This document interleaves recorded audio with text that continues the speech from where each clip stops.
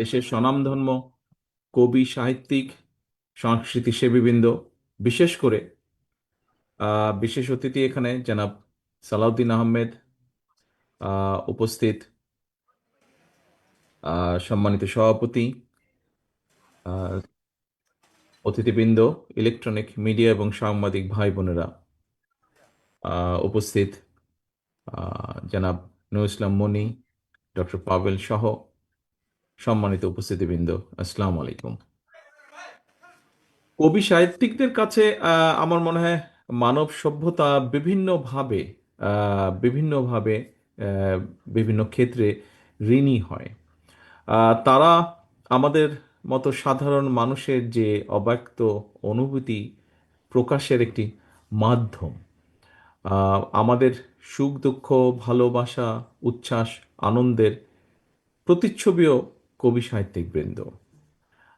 আমরা আমাদের বেদনা, কষ্ট, যন্ত্রণার মুহূর্তের যে শব্দের যে পংক্তিমালা, এগুলোর যেমন সহানুভূতির বিষয়গুলো বন্ধু হয়ে আসে, ঠিক তেমনি আবার বিজয়ের আনন্দ উৎসবের বার্তাবাহক হিসেবে কিন্তু আবির্ভূত হন আহ, কবি সাহিত্যিক বৃন্দ। আমাদের মন যেটা বলতে বা শুনতে চায়, কিন্তু আমরা অনেক সময় বিভিন্ন কারণে আমরা প্রকাশ করতে পারি না, একটা সীমাবদ্ধতা থাকে। আপনারা কবি সাহিত্যিকবৃন্দ, আপনারা আমাদের সেই অনেকগুলো কথা খুব সুন্দরভাবে তুলে ধরতে পারেন। আপনারা আমাদের যে মনোজগৎ আছে, সেই মনোজগৎটা ভিতরে আপনারা স্থান করে নিতে পারেন আপনাদের গুণ দ্বারা। এবং সেখানেই কিন্তু আমি মনে করি যে আপনারা অসাধারণ এবং আমরা সাধারণ। যুগে যুগে আহ, অনেক বক্তাই বলেছেন এখানে, যুগে যুগে কবি সাহিত্যিকরাই নির্ভীক চিত্তে মুক্তির কথা বলেছেন। কবিরাই বলেছেন, বলবীর চির উন্নত মমশির। বিদ্রোহী কবি নজরুল ইসলাম কবি বলেই হয়তো বলতে পেরেছিলেন, নত শির ওই শিখর হিমাদ্রির। দেশের স্বাধীনতা এবং সার্বভৌমত্বের প্রতি চূড়ান্ত আনুগত্য থেকে কবি আহ, শহীদুল্লাহ লিখেছিলেন, জাতির পতাকা খামচে ধরেছে আজ পুরনো শকুন। তখন আমরা সবাই সকুচিত হই, প্রত্যয়ী হই, স্বাধীনতা রক্ষায় ঐক্যবদ্ধ হই, সার্বভৌমত্বের প্রশ্নে।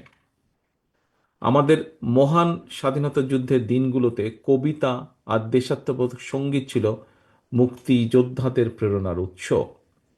ক্ষুধা, যুদ্ধের ময়দানে ক্ষুধা, যন্ত্রণার ক্লান্তিকে সেদিন তারা পরাজিত করেছিলেন কবিতার প্রেরণা, এবং সেটি ছিল দেশপ্রেমের একটা অনন্য উদাহরণ।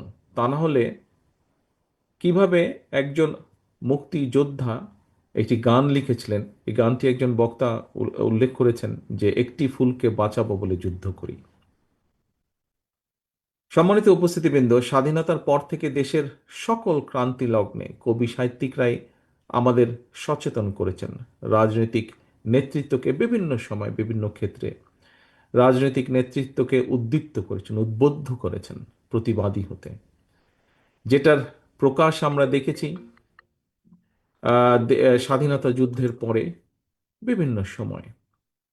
এটার প্রকাশ আমরা দেখেছি 90-এর দশক জুড়ে, এবং আমরা রিসেন্ট যেটা দেখেছি গত 1.5 যুগ ধরে চলে আসা স্বৈরাচারের বিরুদ্ধে, আহ, যেটা সাম্প্রতিক সময়ে উদ্ভাসিত হয়েছে, যার আহ, পরিপূর্ণতা ঘটেছে 24-এর সফল গণ আন্দোলনে, গণ অভ্যুত্থানে।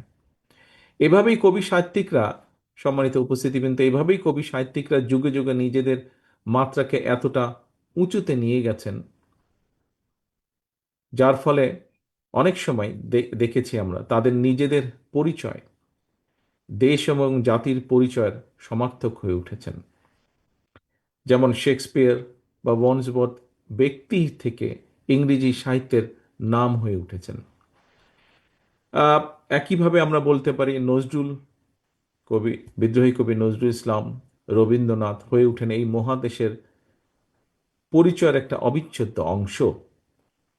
ঠিক এমনিভাবে কবিতা আর দেশাত্মবোধক সঙ্গীতকে মুক্তিযুদ্ধের সাথে একাকার করে স্বাধীনতা যুদ্ধ শেষে দেশ গঠন আর দেশাত্মবোধের প্রেরণা নিয়ে শহীদ জিয়াউর রহমান প্রথম বাংলাদেশ আমার শেষ বাংলাদেশ, জীবন বাংলাদেশ আমার মরণ বাংলাদেশকে তার দল, বাংলাদেশী জাতীয়তা দল এবং বিএনপির অনুপ্রেরণা দলীয় সঙ্গীতে পরিণত করেন গভীর শ্রদ্ধাবোধ থেকে।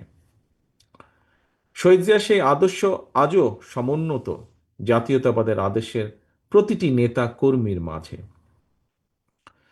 সম্মানিত উপস্থিতিবৃন্দ, একজন প্রকৃত বাংলাদেশী জাতীয়তাবাদে বিশ্বাসী মানুষের জীবনের শেষ দিনেও প্রথম ও শেষ বাংলাদেশী হওয়া উচিত তার বিশ্বাস এবং আদর্শের একমাত্র পরিচয়।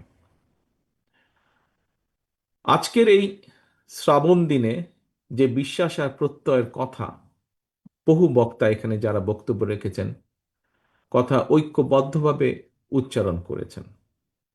সম্মানিত উপস্থিতিবৃন্দ, আমাদের আদর্শিক অবস্থানও আমি মনে করি ঠিক এবং এক এবং অভিন্ন।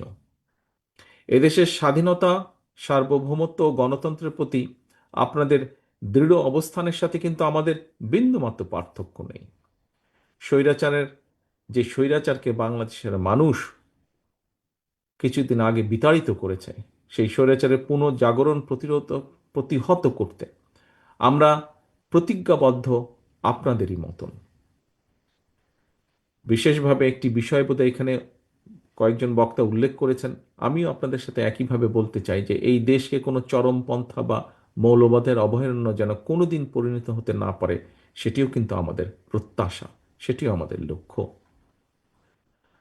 আমাদের সাথে হয়তো আপনাদের সকলের আদর্শিক অবস্থান এক নাও হতে পারে, পলিটিক্যাল আইডিওলজি এক নাও হতে পারে, কিন্তু এটি কিন্তু কোনো সমস্যার বিষয় না। এটিকে ভিন্নভাবে হয়তো কেউ বলেছেন এখানে কোনো বক্তা, বা খুব সংক্ষেপে যদি বলতে হয়, এটি কোনো সমস্যা না। এটিকে কেউ দয়া করে সমস্যা হিসাবে দেখবেন না। বিষয় হচ্ছে যে এই দেশের সার্বভৌমত্বের প্রতি আমাদের অবিচল আস্থা প্রকাশের জায়গায় কিন্তু আমরা সকলে এক এক এটা কিন্তু সকলের মধ্যে কমন আমাদের। সম্মানিত উপস্থিতিবৃন্দ, এদেশের মালিকানার একমাত্র দাবিদার এই দেশের সকল নাগরিক। এই সত্যটাকে যদি আমরা প্রতিষ্ঠিত করতে চাই তাহলে মানুষের ভোটাধিকারের প্রশ্নে গণতন্ত্র প্রতিষ্ঠার জন্য বাক স্বাধীনতার পক্ষে একটা অবাধ সুষ্ঠু নির্বাচনের পক্ষে আমাদের সকলকে ঐক্যবদ্ধ হতে হবে। অর্থাৎ একটি অ্যাকাউন্টেবল অবস্থা দেশে তৈরি করা একান্তই প্রয়োজন।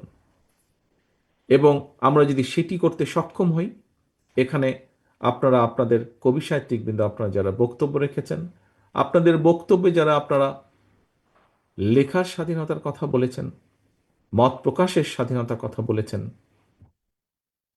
আপনার মত পার্থক্য তুলে ধরার কথা বলেছেন, সমালোচনার কথা বলেছেন, আমরা সেই অধিকারগুলোকে প্রতিষ্ঠিত করতে পারি যদি আমরা একটি অ্যাকাউন্টেবল রাষ্ট্র ব্যবস্থা গড়ে তুলতে সক্ষম হই। এবং সেটি একমাত্র করা সম্ভব মানুষের ভোটের অধিকার রক্ষার মাধ্যমে। সম্মানিত উপস্থিতিবৃন্দ, সম্মানিত সভাপতি, দেশের সার্বভৌমত্ব রক্ষায় সকল শহীদের রক্তের দায় পরিশোধের সময় এসেছে আজ। এই দেশের একজন কৃতজ্ঞ সন্তান হিসাবে আজ এই সুন্দর অনুষ্ঠানে আপনাদের আমাদের সকলের কণ্ঠে ঐক্যের প্রতিধ্বনি উচ্চারিত হোক। সকলের সুস্বাস্থ্য কামনা করে একটি প্রত্যাশিত বাংলাদেশের জনগণের একটি প্রত্যাশিত বাংলাদেশ গড়ার আকাঙ্ক্ষা ব্যক্ত করে আপনাদের সকলের সহযোগিতা কামনা করে আমার বক্তব্য শেষ করছি। আল্লাহ হাফেজ। বাংলাদেশ জিন্দাবাদ। বাংলাদেশ জাতীয়তাবাদী দল জিন্দাবাদ।